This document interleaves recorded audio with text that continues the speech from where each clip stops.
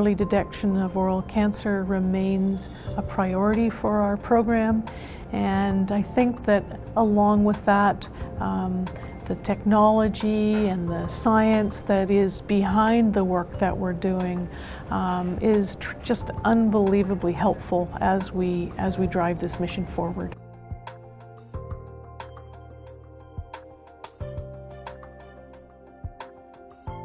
What we wanted to do was to come up with a way that we could tell whether something's going to go into a cancer 5 to 10 years before it happened. We were using a combination of pathology from Dr. Zhang, and we were working with some of the genetic markers that I work with. One of the big problems was that a lot of times clinicians like Michelle would be following the changes inside of the mouth, and she wouldn't know when to go in and take a biopsy, when to take a sample, when something was changing. Dr. McCauley worked from his skill set and his previous experience to come up with this handheld device, which had a major impact on the way we make the decisions on biopsying. But it also had a major role in pulling together a lot of the different disciplines that are involved in the management of the patients. The very first version of that was developed for lung cancer screening.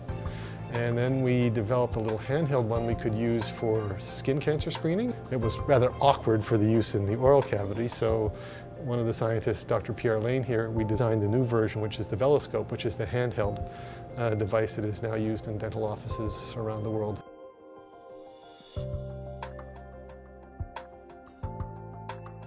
As individuals, we would never have been able to achieve what we have, and I think the future is bright because of the teamwork that we have established and will continue to develop.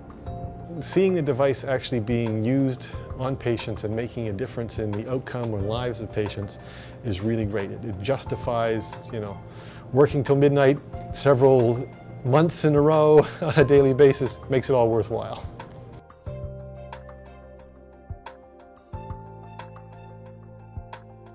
The time is now for oral cancer. We've finally managed to create a structure and a framework where we have a chance to make a transition.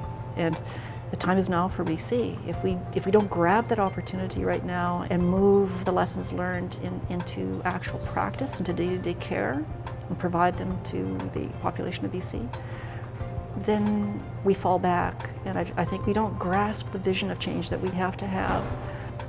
That's the only thing that is going to prove globally that together we can make a difference.